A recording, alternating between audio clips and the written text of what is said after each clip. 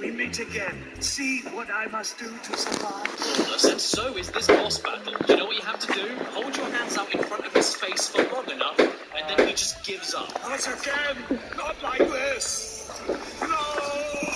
Not even joking, that's how it ends. And if the first movie is going to end so half-heartedly, then I will too. Who's that at the top of the stairs? Is it J.K. Walker? No. It's J.K. Rowling. So what do you do when the wizarding world of Harry Potter is a little too intense? You head on down to good old Seaside Street. Believe it or not, there are actually multiple Kinect games based off of Sesame Street, the most popular one being Once Upon a Monster.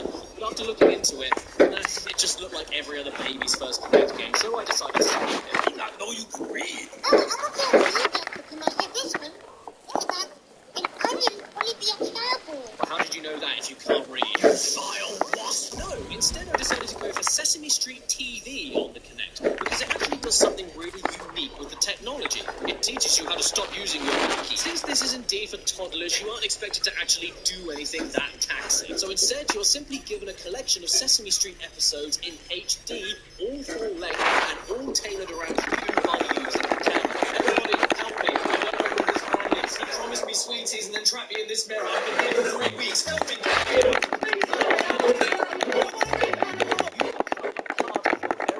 Sesame Street episode. Sure, you can't change what happens in the episode or anything, but you are taken along for the ride every step of the way. So if you're a kid who loves Sesame Street, or an adult baby in a diaper, then this is the game for you. Are you sure that wasn't your wife? This wasn't the game for me. So everybody, this is what happened when I took a stroll into Sesame Street. Here we go. We're in Elmo's world! And it's horrible! Oh god. Welcome to Elmo's t-shirt! Oh lord.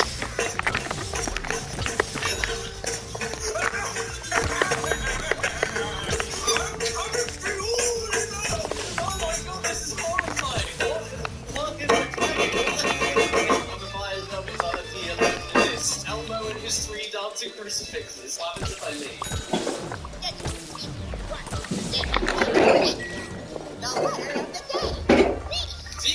Vasectomy. Now this is all well and good, but if you play this game and still think that it isn't quite real enough for you, and you decide to drive to Sesame Street yourself, that's fine. But don't park your car there. It kind of looks like one of those places where it gets stolen, and what happens after your car is stolen? It becomes a joyride for a criminal child. Hence, Kinect Joyride. Dad, my son is driving a car. I'm over the limit. Sadly, though, Kinect Joyride is another one of those games that I just can't say that much about. Not because it's bad or anything, but just because it exists and it works. So I can't even joke about how terrible the Kinect is here. You pretend to hold a steering wheel, twist it to turn left and right, lean left and right for drifts, pull the wheel back and push forward for a speed boost, and tilt your body up, down and all around while in midair to try out some tricks. But it all works pretty well. To be honest, like, what can I say? Do you want a racing game with no controller? Then what's wrong with you? I mean, then you should get Kinect Joyride. For a game about racing built entirely around body motion, it's a nice little distraction that does its job well enough. And more importantly, it's legal. Oh, come on, champ. Why are you so glum? Well, I really want to go to...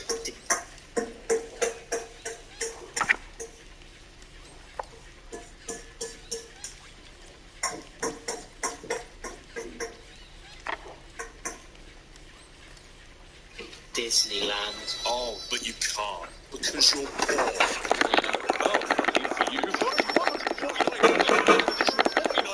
I can finally afford to go. No, you can pretend to go. You can pretend to go. Pretend to go. Pretend to go. The very existence of Disneyland Adventures for the Kinect absolutely mystifies me. You've got this wonderful and amazing motion tracking technology to do whatever you want with. And instead of putting Disney characters in a grand magical adventure for you to interact with, you pretend to go to a theme park as you stand in front of the camera pointing in the direction you want your ugly goblin to run towards. Look, there's even crowds of people that block you from moving. See, it's just like the real thing. I always wanted Theme Park Crowds, the video game, but it's not all bad because look, they included my favourite Disney movie, The Sniffing Ticket. Okay, I've heard heard you when you were flat. Is that supposed to be a man made out of a ticket? It looks more like a piece of buttered wood. I don't know. Maybe someone somewhere gets their rocks off to this game, but I just don't see it. Yes, finally, I've always wanted a video game where I can go to Disneyland and run around a crowded theme park in real time without any friends, family, shops, restaurants, or actual physical rides. Why does this game exist? Help me, Michael Rat. It's me, Mickey. Just wait, like this. Hello, Mickey! Hello! I was hoping for some of my friends' autographs. I've been so busy to have their election.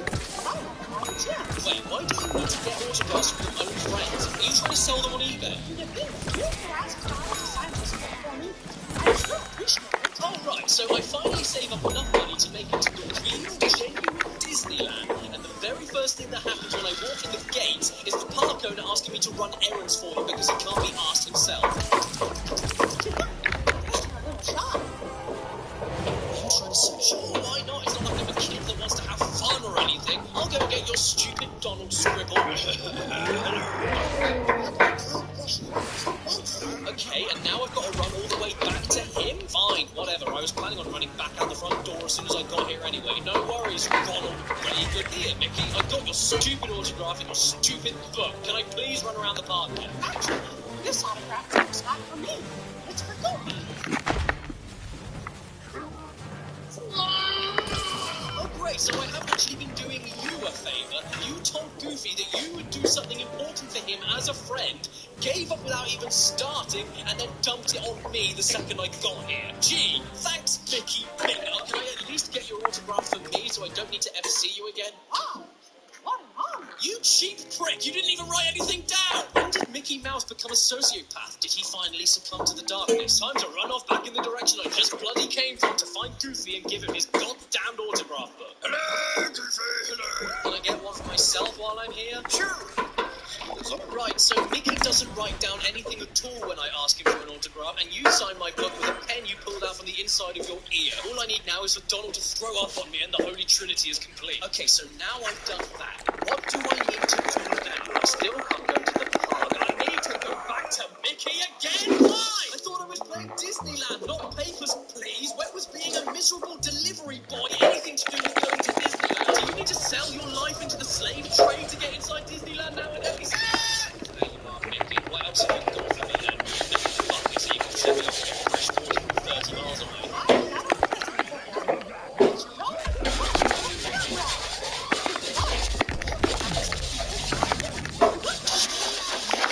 Shit for narcissism. Mickey Mouse can't even give me a foxy little digital camera without the one condition of taking a photo of him just because he's that damn brilliant. I must like us. Oh, and after all of this, guess what we need to do? Go on, get it. We have to go back to Goofy again, take his picture because I guess he's such a gangly moron he can't think of to hold a camera himself, and then he gives us the map of the park. Oh my god, finally! So after all of that pointless busy work, I can finally fast travel to some classic Disneyland rides. And is it worth it? Absolutely, categorically no, it is not. The first one I picked up was Big Thunder Mountain, one of my favourites of Disneyland, and I was expecting some sort of visual show, maybe the occasional things to grab and collect, or a cute video where they put your real-life body in the seat of a ride, or maybe even a load of themed mini-games where you watch the ride play out in the background. But no, what you get is one of the most exhausting and painful workouts I've ever done in a game. This was more hard work than Get Fit with Mel B. So this is what you do for Thunder Mountain on this game, right? You stand still, reach up to the left and the right occasionally to hit switches and grab coins. And you do this as fast as possible for 3 minutes straight without stopping. Yeah, this is your reward for doing all of Mickey Mouse's daily chore. Imagine that one Mario Party minigame where you mash buttons as fast as possible non-stop, but it lasts for 3 minutes and you're using your entire body instead of just your thumb. You're supposed to sit down when you get to the ride, not pump up an inflatable swimming pool. No? Why do we need to do that when we can stay at home and... Not even kidding, this single minigame alone absolutely knocked me out for the rest of my recording sessions that day. Even the Kinect itself was noticing that I was struggling and told me to take a break. It was absolute murder on my back, but I didn't want to leave right after that. I mean, I'd already spent about half an hour of running slowly back and forth to get to this point, so I thought... Hear that? It's made of steel. I'd give another ride a try and clicked on Space Mountain, another favourite ride of mine. And yeah, fine, okay, it's not as arduous as Thunder Mountain, but they expect you to steer a spaceship around an asteroid belt, avoiding obstacles and aiming lasers without dropping your hands down once for 6 minutes straight. I know it doesn't sound like much, but it's way harder than it looks, particularly when the game itself is boring and it's more activity than I would have expected from a game about going to a... Look at these pictures. Does it look like I'm having fun? I would rather queue than play this game again. No, I don't mean queue to get on a ride. I mean stand there and queue for nothing at all. Standing in a straight line and doing nothing is more fun than Disneyland Adventures on the Kinect. Yay, they are ahead. Here I am Anki. Oh, why don't you punch someone? They're Are ahead. you in real life? Yes? You don't mean that, do you? This here is known as Fighters Uncaged, another game made under the Granny 3D engine. Get ready for the fight of your life, starring Miguel F. Oh, okay, no, never mind. Robert A. Oh, okay, no worries, didn't need to know. It's a Baker T. Pistol. Oh, okay, I nearly got your name there. It's a beach. Oh my god, that was on screen for less than a second. Jay, slow down! This game might even get the opening credits right. Very exciting. And you know what? Fighters Uncaged a little bit of praise here. I was going to contest the reviews of it at the time, like 32%, 2 out of 10, and why? Because this tutorial sequence here worked surprisingly well for me. It was able to read my types of punches decently, it got the correct kicking motions, it knew when I was dodging. I was a little perplexed in scathing criticism at first, but then I got out of the training, looked at my best friend in art. Name is Star. And all of a sudden, it all made sense. This, this is bad. Absolutely everything wrong with a shovelware Kinect cash grab is here and accounted for. And that's not good because this wasn't shovelware. It was an officially developed launch title for the Kinect and given just as much marketing as Kinect Sports and Adventures. Xbox were proud of this. They were proud of this gangly brown splat. The reason the tutorial worked so well is because they were asking me to do specific moves repeatedly in a slow and spaced out fashion. The second they expect you to perform these moves quickly on a second's notice, want you to change moves up constantly for combos and getting around blocks from the opponent, the Kinect just doesn't know what you're doing at any given time. By the time it reads you performing a punch, it's already started reading a second punch that hasn't even happened yet, and they expect you to react to your opponent when they move as fast as this. So they want you to move fast, but if you move too fast, the game does a big smelly, and they want you to quickly move back from the enemy whenever they strike. And even if you move on time, it's still too slow for the Kinect to even realise you moved back quickly. Fighters Uncaged is a disgrace. It looks blurrier than a painting someone just sweated on. The controls don't work. You look like an arsehole when you play it, and even the voice acting sucks. Watch out for my feet! Wow, thanks for telling me what you're about to do before you do it, Dr. Eggman. I'm sure that will help you win. I could have dodged that strike. Yes, I'm sure that's what everyone's inside voice sounds like while they're fighting to the death. Oh, gosh, I'm in a sticky situation. Huh, I don't sure I've done anything. I'd find myself a better fighting game with this. Duke Nukem main event.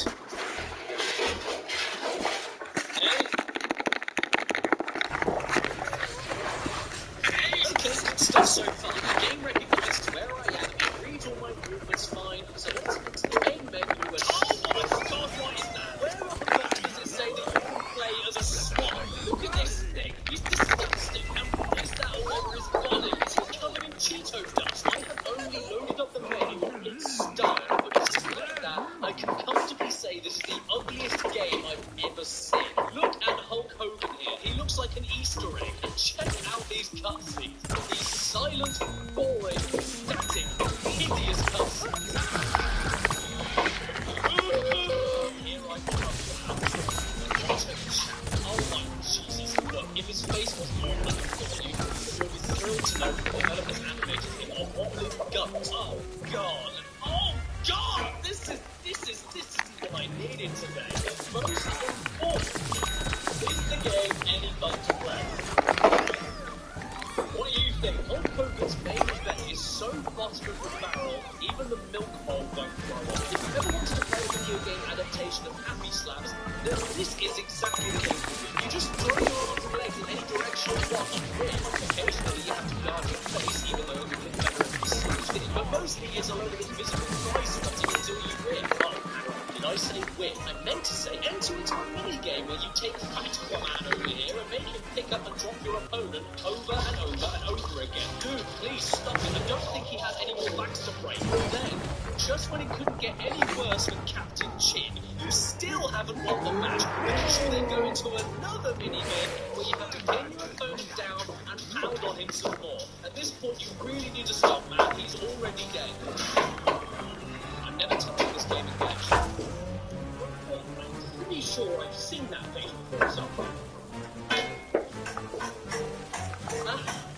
Rise of Nightmare. Nightmares make sense. Now, this box art is not very scary at all. You know, woman, hands, those are things that we all have. I think they should have used the connector on the box art. Oh man, I've got to reach my hand down to the screen to start, like a zombie.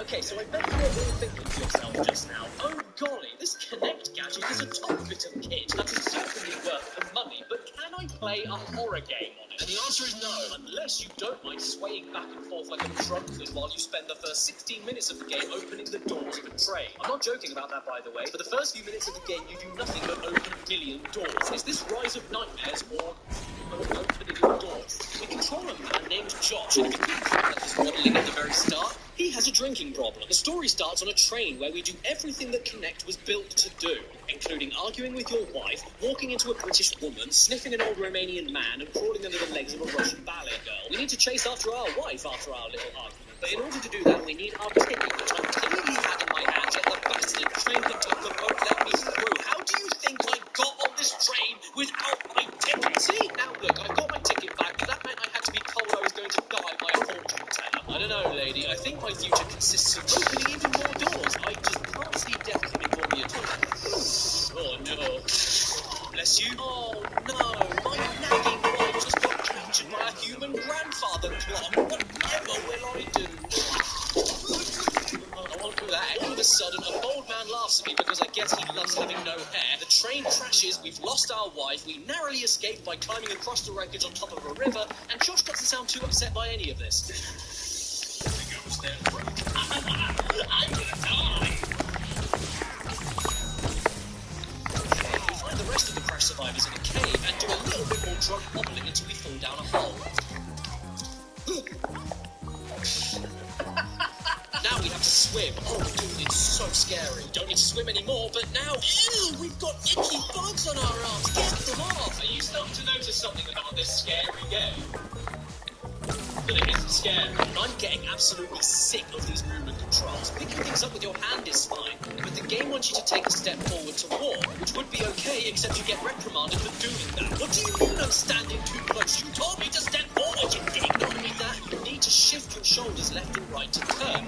But since there's a delay to the Kinect reading you doing that, if it even reads it at all, you can never align yourself straight for longer than a few seconds and are constantly overcompensating your turns. You just wave back and forth endlessly without being able to walk straight. It's enough to make me Wallace and vomit. It literally does not matter that the game recognises me perfectly and tells me I'm in the optimal play area. You are still at the total whim of this thing trying to decide if you are trying to sidestep or get down with your bad self. And then there's the combat, the lumpiest lump I ever did lump. In order for you to protect yourself from enemies attacking you, you hold your arms up to your face, which is also how you swing a weapon. But the problem with that is that whenever your arms are up, you automatically lock on and focus on one particular enemy that you can't decide and move towards them without any way to turn around. So what ends up happening is you get attacked from behind because you don't have eyes in the back of your head, unless you're me. Which then means you need to hold your arms up to protect yourself whenever any enemies are around, meaning you can't control your movements when you need to pick up an important item or weapon after the current one breaks, and then you reach the enemy and it's just another round of happy slaps until Baggy fall down. Sure, they did think about this a little bit because you can raise your right hand above you to auto-move you to the next destination. But why on earth would you want to do that? First of all, it's boring. Second of all, it means there's no point playing it yourself. Thirdly, you can't explore. Fourthly, Rise of Nightmares isn't scary. Fifthly, Rise of Nightmares isn't good. Sixthly, Rise of Nightmares sucks. And seventhly, at least it isn't as bad as one of the worst reviewed games on the Kinect. Steel Battalion. Kinect finally has its hardcore game. Oh man, where's my Doritos? So despite this being one of the worst reviewed games of all time on the Kinect, I'm not going to go that hard on Steel Battalion, even though the game goes hard on the colour brown. First of all, I'm grateful you have to sit down for this one. Thank you.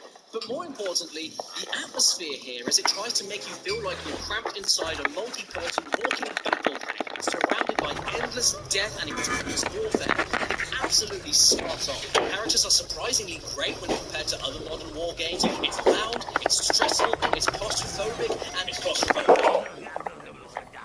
This thing needs to read every precise body movement you make in the middle of a war, and it's claustrophobic.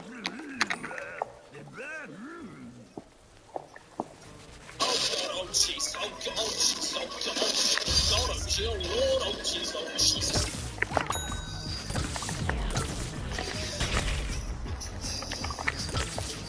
Battalion essentially demands from you the impossible. Wanna know why? Because everything on the screen here is important. This thing, that button, this knob, that knob, this knob. Hello. Everything here serves a very important purpose, and you need to raise specific hands in specific places to enter specific side menus and touch specific buttons in those specific side menus while specific bullets fly through your specific face. Need to see where you're going? There's a hand movement. Need to check back and check your ammo count? There's a hand movement. Need to protect your team with bullets entering the cockpit? There's a hand movement for it. Need to go into aim mode? There's specific hand movement to do in a specific area of the screen when you're sitting a specific distance away from the front window. You also have to check out your crew by swiping all around the cabin. And you need to stand up occasionally, and you need to run. This is simply all in the Kinect to handle. And this game does not go easy on you. It's do or die with no help in between. You're in control of a walking tank in a war. Good luck, Tweed. But that's not all, because the game also requires constant use of the controller to move, aim, and shoot the tank, which not only makes me question, why can't I just use the controller? But also, this makes the Kinect figuratively poo itself, because if you're sitting there holding a controller, your hands are too close together, and the tracking has an anxiety attack, meaning a load of this happens when the game demands precision and quick reactions. When everything works as intended, which is rare, Steel Battalion is extremely immersive and satisfying to play, if a little bit hard. I did manage to get through the first story mission on my first try, and it felt great to do that. But that was only 20% of what I managed to play. The rest is a total mess. Man,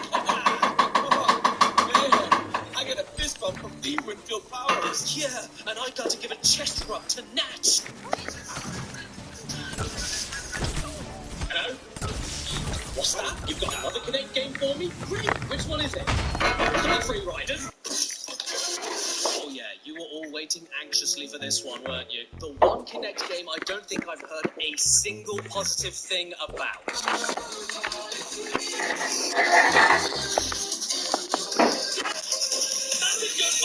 What a nice intro this is. Truly, I'm grateful, because if you leave the screen or sit down for any reason, this little Johnny up here disappears and the whole game pauses.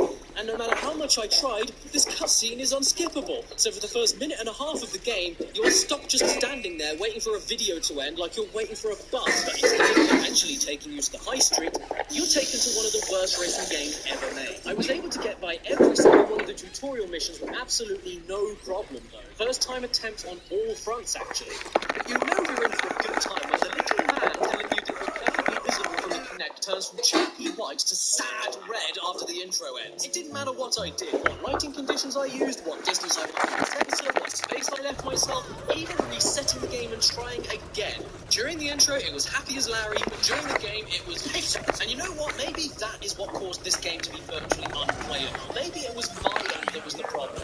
Except it most certainly wasn't, because I recalibrated the damn thing 3 times and it knew exactly where I was every single time. And more importantly, the menus worked absolutely flawlessly for me. Look, I've got no issue at all with any of this stuff. It knew what direction my feet were standing, it knew every time I did a jump, and I could even clean steam off the screen with my hands perfectly. But leaning my body slightly backwards to turn a corner?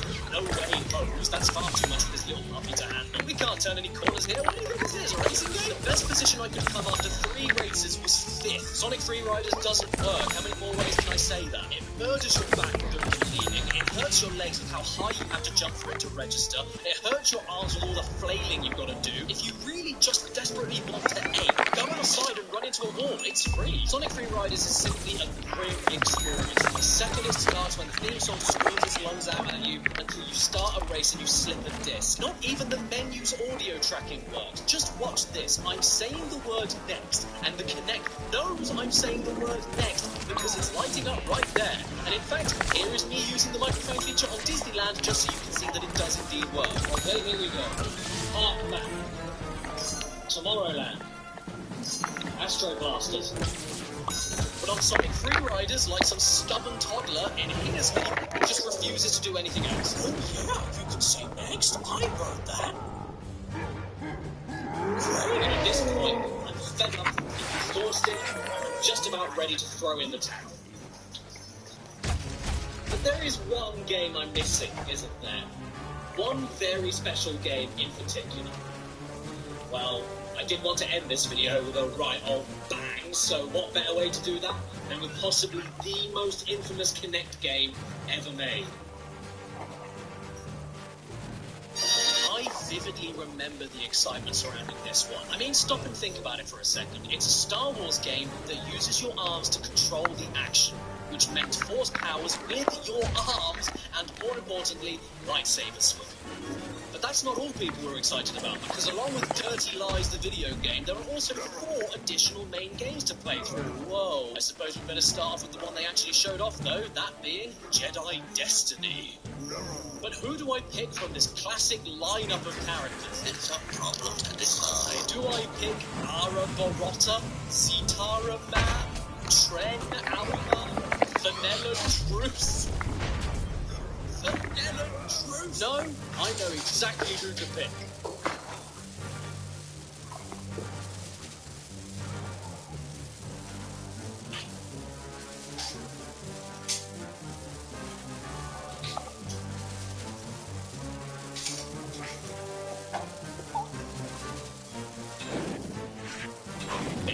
Dark Singe. Dark Lockdown Singe. Ah! Who are you? I'm Dark Singe.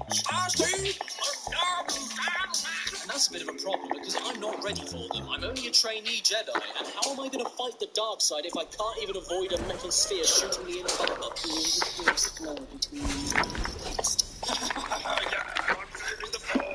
Now, what is the one thing everyone loves about the Star Wars movies? That's right.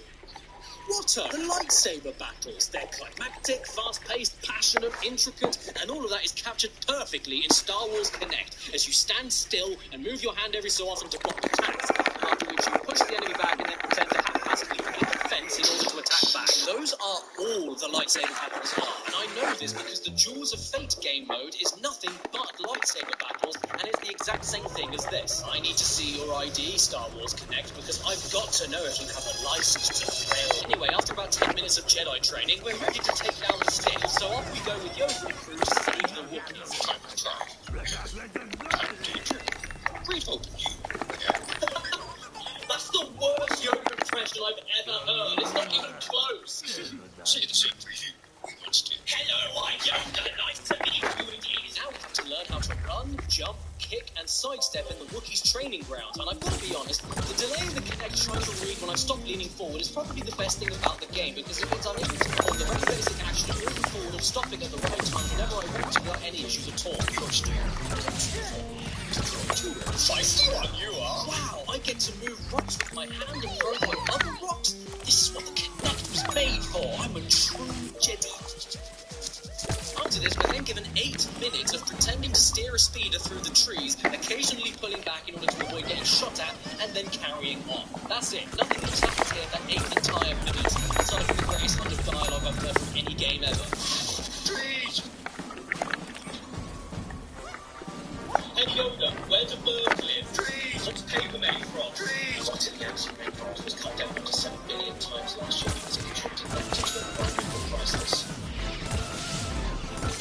And after this is when you discover what the rest of Jedi Destiny is all about. Standing still and airing out your pants. This single movement solves all of your problems. Sure, you can be strategic by using the Force to knock out multiple opponents or do jumping smash attacks for wide-reaching damage, but why bother with any of that when this single movement is able to deflect every bullet that's fired at you, bounce them back at your enemies, and then make you automatically fly towards every enemy and slice them into pieces. The only time I had to think here was when I was being blocked, at which point you just need to jump in the air to get behind the enemy and start waxing on and waxing off all over again. And the other game modes aren't anything to write home about either. You've got the boring Duel of Fates mode, which I've already discussed, Pod Racing, which is basically just that speeder segment in the from earlier, but just more uncontrollable and more unplayable.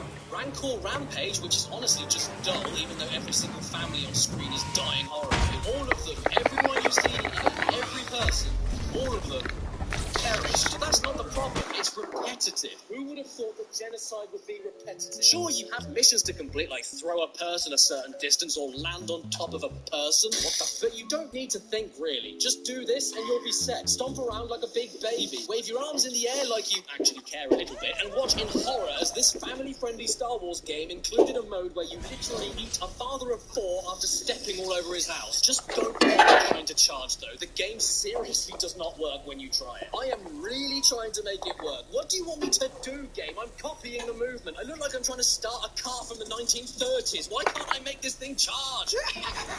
All of this isn't why you're playing this looking for video. If there's one more game mode on Star Wars Connect that we just have to talk about, and it is no. That's Galactic Dance Off.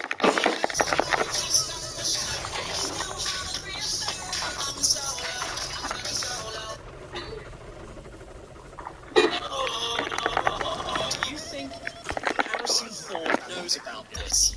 Do you think he likes this? Do you think he did motion capture for it? Even though I knew exactly what was coming when I clicked on this game, I still didn't know how to react to it when it came on screen. That is how much of a culture shock this shit is. But you know what? It's the best working part of the entire game. It seems to know how well your body is copying most of the moves, and it's hilarious. Oh, it's fun. Shut up. They took the song Hollaback Girl and changed it to Hologram Girl with Sepulvra on the front. Get a sense of humour. In fact, the only thing that stopped me from playing any more of this is one simple fact. I can't dance to save my life. Those famous Bigfoot tapes are not real, and I'll tell you why. Because they were filming me. But hey, at least my girlfriend Paris can dance, so she remembered something I gave up. And she will do anything for a killer. Va? Tjena. Ja, jag vet att det är jätteroligt, men liksom, det är dags för mig att få världsrekordet som jag redan har. Så.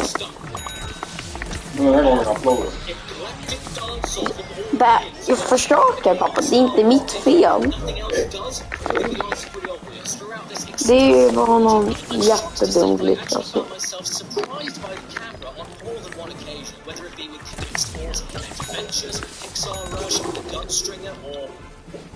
Galactic Dance Off.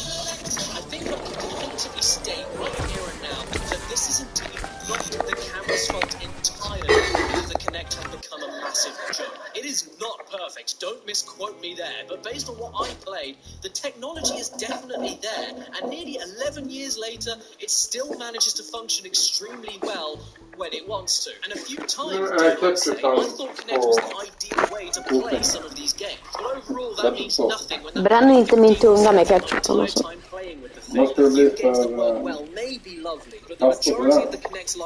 För pasta. Jag tycker det spelar ingen roll. And you can't go from something like Kinect Adventures to Sonic Freeriders and tell me that isn't the case. If it couldn't be better than a controller, or at the very least work as well as a controller, then why'd you make it? Va?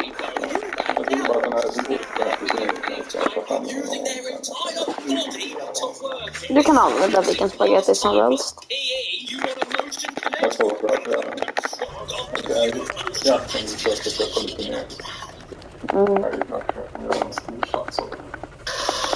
Nice. Follow me on Instagram and Twitter, and also follow me on Twitch. Don't worry, if there's any music videos, I have time to put it up. Special thank you to my executive producers for my Patreon page at the Trump Bob, Anderson Down, Basil, Blake Brown, Brianna, Gothnoid, Clash the Mage, Dave, Arshall, Dave, Pez, Church Bungo, Eric Ranky, Nixo, Paz, Fat Houdini, Giant Fire in Cole, Hotfire, Inflim, Iron Ninja, Carmen CJ, Kenneth D, Easy, Tizzy, Mentally Aroused Biker, Mitchell, Rudy Drum, and 1485, Red Eyed Critic, Red Spade 83, Skullman, Snow Punk, TARDIS Type 4, Real Kid Morotta. Jag hörde Morotta, så jag är helt av. Ja.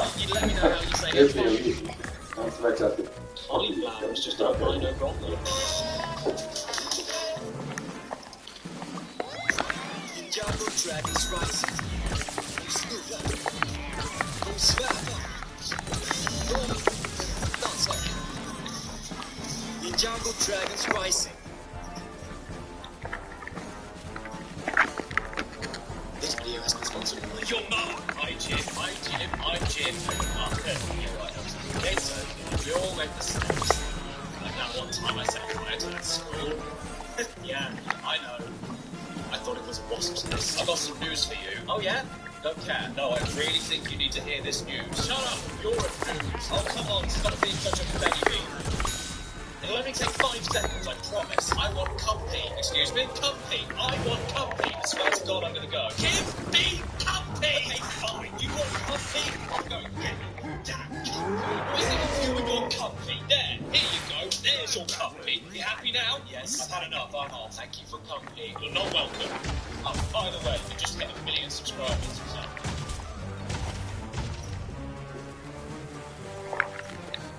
Oh my God!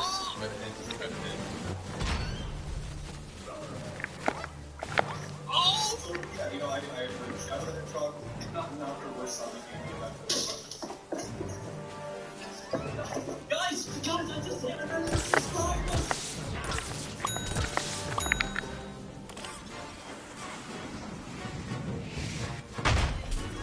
Oh my God. 1 million subscribers. What the hell is that about? Thank you so much, everyone. But also, what the hell is wrong with me? That is a number that I never thought I would ever reach in my lifetime on YouTube. And it's a bit too special to not dedicate a full video towards celebrating. But what shall I do a video on? It's going to be important. It's going to be grand. It's going to say, I've reached 1 million subscribers. What should it be? I've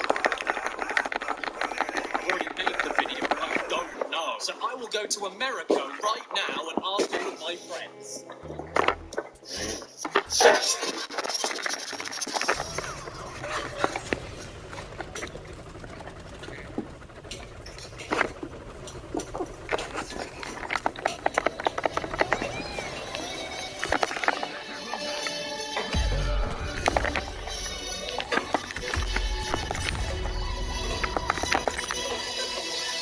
Right guys, for this video, I'm going to cover every single Spyro game known to existence for every portable and main console. Is that a good idea?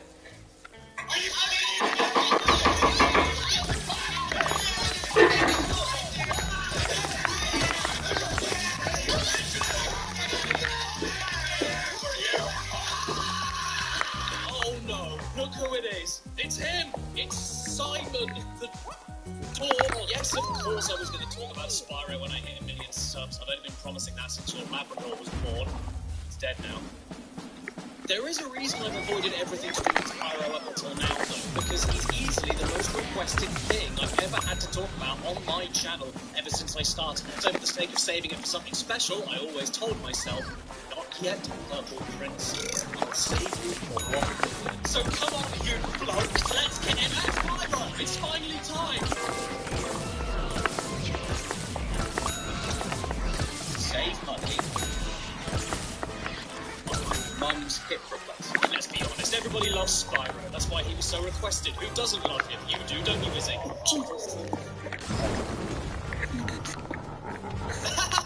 Exactly. Thing is, though, I don't want to get too overexcited. There's a lot of Spyro games out there that I can make multiple videos about. We're far beyond the days of 2012 and me only covering the first 3 games. No, I'm gone. So for this special, I am going to step into the main console games and the main portable games, go through each and every one of them chronologically, and then show you why Spyro games make me wonder.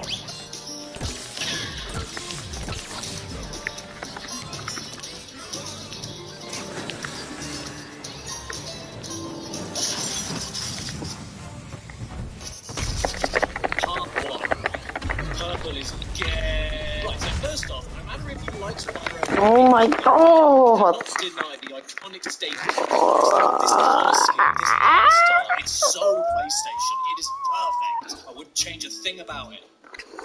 Why is that there? The story of Spyro 1 is that the press have gone over to the Dragon Realms to interview the dragons about a wretched old foil known as Nasty Nord, and they decide to make fun of him on live TV. Not a real Western right now. How did Nasty hear that savage diss all the way from his house? Well, you have to remember, this was way back in the 90s, and everybody thought TVs worked like telephones. Don't forget, TVs had only been around for 70 years. Because of that, Nasty Nord casts a crystallizing spell on every dragon in the kingdom, except for Spyro, because... luckily for us, though, Spyro is purple, and purple is a sick colour. Everything purple kicks ass, which means Spyro runs off the kick ass, which means the game itself would inevitably kick ass. Except his voice. That doesn't really kick anything aside from my face. What about Nasty Nord? I'm going after him. Is it because of his colour? Did they give him a chain-smoking teenager's voice because no one would think he was cool for being purple? That's outrageous. Some of the best things in life are purple, like bruises and ringworm. Destiny? I just want to kick some... Just toast those enemies and collect the treasure. See, kids? Spyro is cool. He nearly said bottom. Inside the one, you skip around luscious open environments unless the game stops you with a big shape. Smashing all of your nan's china with your head, gliding from island to island, setting sheep on fire, occasionally fighting a boss, cracking open old men. And eventually run up Nasty's lair to spit roast him. That Nasty Nord is toast. Yeah, he is. And honestly, that's kind of it. This is a fairly standard collectible platform of all time. Find as many gems, dragon eggs, and crystallized perverts as possible in order to unlock more hard worlds to mine as many gems, dragon eggs, and crystallized perverts as possible. But Simon does have some tricks up his sleeve to stick out above your Banjo-Kazooies and Super Martins. Let's go, Yahoo! In case you didn't notice, Spyro is a dragon, and that means he has 5 unique things that make the game work entirely on their own. 1. Dangling skin. Simon not only jumps like every other knobhead, but by hitting jump again can use the loose parts of his back to glide long distances, all the way to Scotland. This isn't only an extremely fun and liberating thing to do in every Spyro game, but allows the level design to focus not just on horizontal flat landscape. Now you can have giant, sprawling, and tall levels based on verticality. You see that glimmering secret pile of treasure far out there? Well, if you get yourself high enough somewhere else in that level, and not from a weed, you may be able to reach it. It's not even a case of you finding the one single place to cross that one single gap, turning the glide function into a situational invisible bridge either. You can glide off of any surface in any direction, which means that and gives you a breathtaking sense of freedom and adventure in each level, which can also be tense as hell. Whenever I'm about to make a risky-looking glide, I always have this inner fear of, oh my god, I want that stuff over there, but is my glide going to be high enough to reach it? Well, I guess there's only one way to find out, so here I go. But once I'm gone, I'm committed, so I have to be confident. Oh god, I'm not going to make it, am I? Oh god, Simon, you're going to die. I'm so sorry, Simon. This is my fault. You're flying slowly towards your coffin, and you're seeing it happen right in front of your eyes, but are powerless to do anything. Oh no, please don't look at me, Simon. I'm sorry. Please stop making me own my guilt. Please stop looking at me.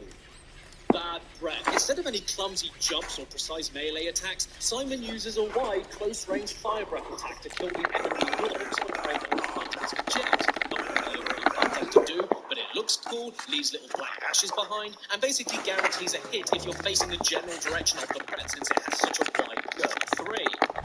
The Horn. Simon can use his horns for even more utility than the flame breath. It can break metal vases and baskets, attack basic morts no problem, and gives you a speed boost, which makes basic running around much more thrilling and quick. You need to get a move on with your little butt. 4. Whirlwind. If you jump into a whirlwind, the camera moves downwards and lets you look right up Spyro's eye.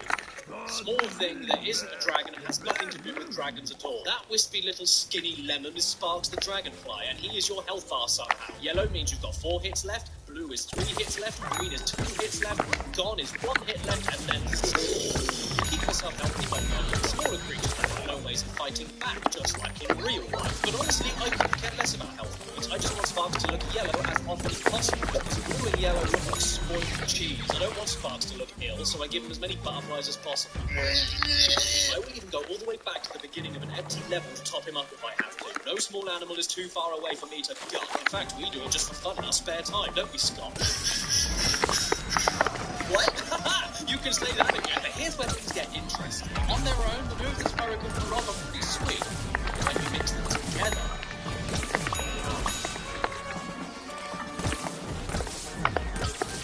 you get big enemies that can only be flamed and armored enemies that can only be charged with your horns. Then you get enemies that are too big to charge but also armored from your flame, so a new weakness needs to be discovered. You get collectible dragon eggs that are stolen by thieves that are too quick to be flamed, so need to be charged towards all over the level while they go. This always triggers my stomach acid. You get supercharged panels on the floor to make your charge get faster and faster the more time you spend on the panels, and the more time you spend on the panels, the further your jump and glide becomes. And it's because of that example in particular why I love levels like treetops, because once you get going, it's like... Yeah, most people hate it, but you're all morons. Sure, it takes me a few attempts to remember the route, and I die a few times every time I come back to it after a while, but the satisfaction of finding the correct starting point of a supercharged panel, jumping over to another island to keep gaining speed on another supercharged panel, and then making that one final gigantic glide over to the hardest to reach area of the whole game is ingenious and incredible to get right. The game isn't full of stuff like this, but when it is, it nails it and makes me go... I even like the little balance things going on with how you control Spyro, like flame breathing, for example, being an easier and safer attack to do against baskets and enemies, but the trade-off for that is that everything is slower and the gems that drop from them float up into the air and fall loose. But if you try and go for a risky charge attack as much as possible, you'll find it's not only faster, but then the gems will follow immediately after you once you break the basket or kill the enemy. I even love how you can charge different barrels towards the end of the game to attack the... Then you get those one-off bonus levels for each world that turns the game into a free-flying time trial of destruction. These will be known from now on as speedways. Why can't Simon fly all over the place whenever he wants at any other point in the game? Because you ask too many questions. Actually, it's most likely because whenever he does fly on his own, you can go...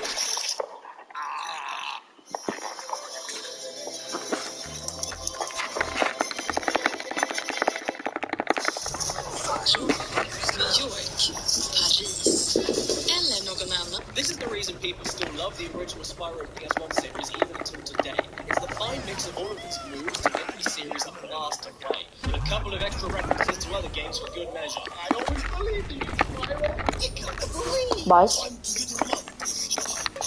The charm of the world around you is off the charts good. There's so much detail put into the tiniest Bajs? Det där var inte meningen. Instead of flaming it, it'll get stuck in the ground by its horns. If you move up a steep hill, Simon's walk cycle changes. Set fire to cacti and watch them shake the ashes up. Watch enemies capture smaller creatures and then get too distracted celebrating to attack you. See how terrified enemies look as you walk towards them. Once you look away from them, they... Oh.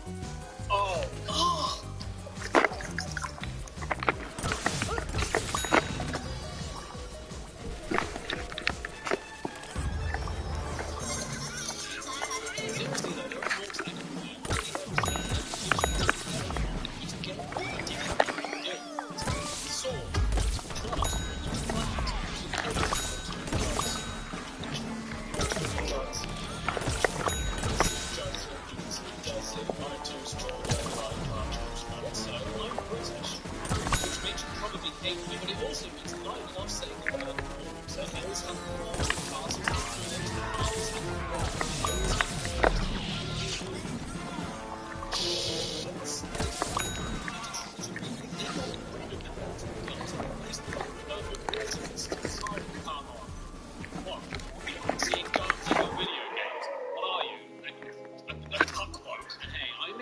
dislike Spyro's voice in this game, but the other dragons you rescue are another thing entirely. Nej. I love all of these guys. Va? Jag känner ingenting.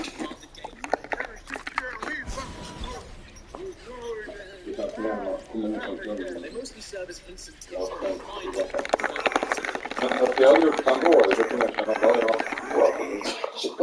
bara som dagar. Yes, I already killed Jaha. I rescue you. What are you talking about?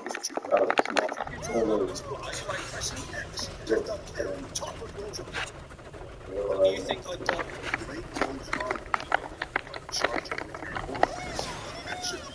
This is well taught. I've been doing this for the last 6 hours. Like you've seen.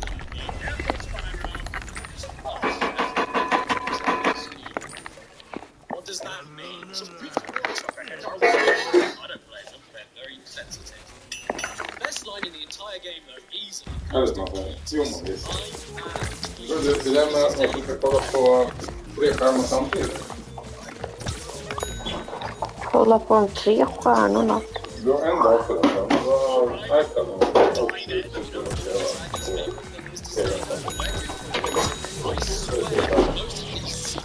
Ja. Men det där är en timer. Det är bra för hjärnan. Det är en datorn är en timer. Och jag stängde av iPaden.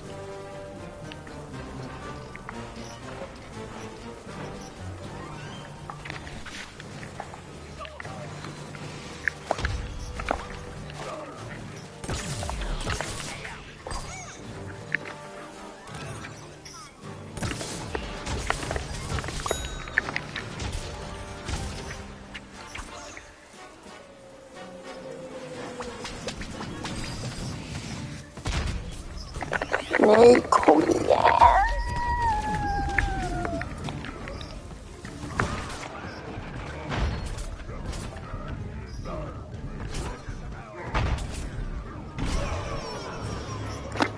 Ja, då.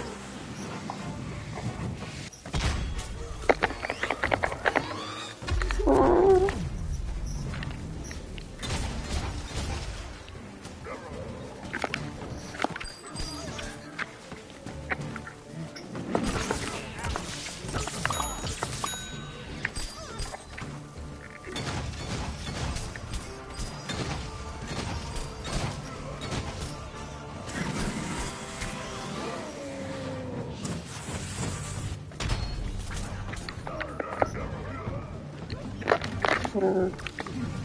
Mm.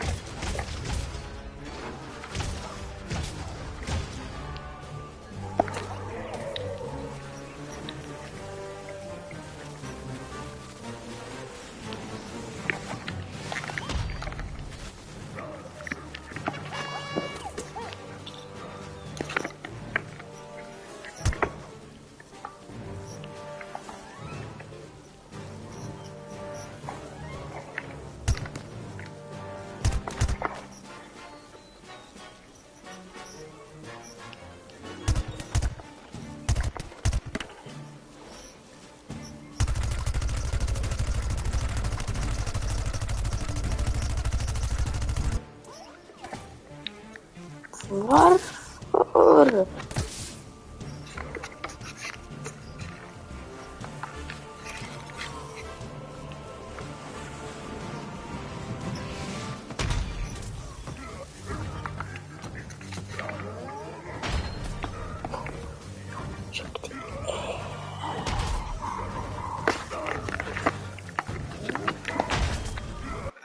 En timme av bara den här questen.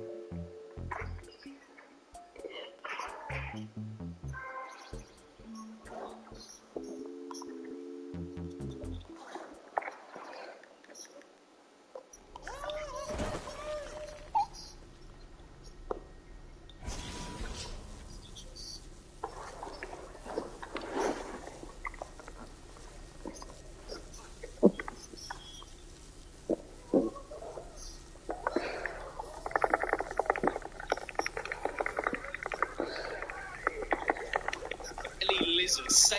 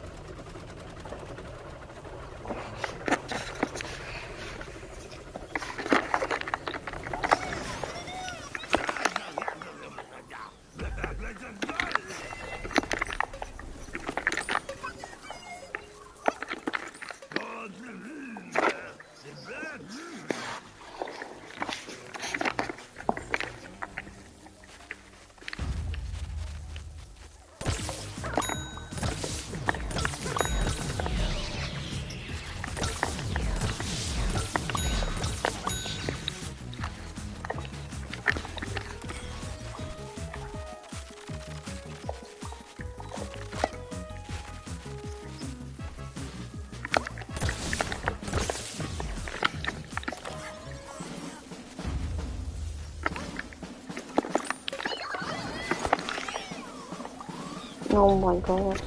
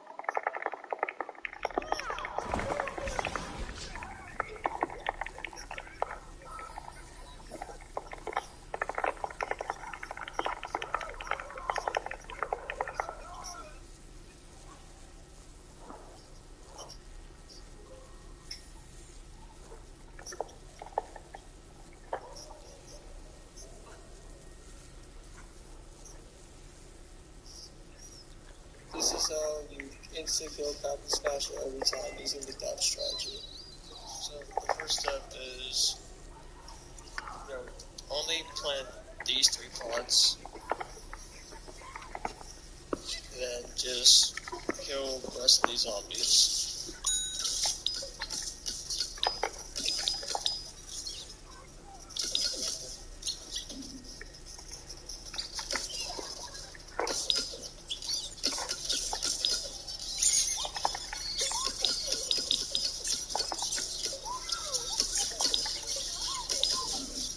Alright, so when the Captain Smasher guy spawns, you're gonna want to be in the exact spot I'm seeing right now, which is inside this log cabin in this little corner here.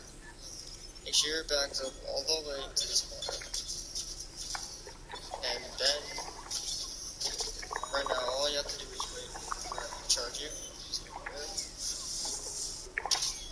Then after he smashes you, you drop back to this heart-shaped log here, go near this back corner, and once he starts doing his attack, you slide back here, and there you go.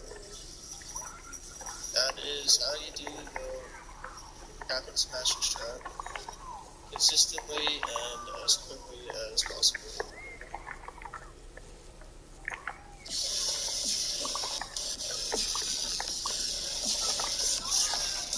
It is time for Mario Wonder. Let's do it. I haven't seen much about the game. I watched the first 2 trailers, and that's about it. 1 player by myself, and I want to be Luigi. Obviously, I want to be Luigi. Welcome to the Flower Kingdom. It's just a short hop away from the Mushroom Kingdom. Upon receiving an invitation from Prince Florian, Luigi and the others are traveling here for the first time. Okay. Hi. Oh, you guys are annoying. Hi, Mario. You stupid idiot. Oh, the animations are so fun! Oh my god, it's the Wonder Flower. I'm about to start tripping. Bowser's gonna take it. Everyone's too happy. Oh, no!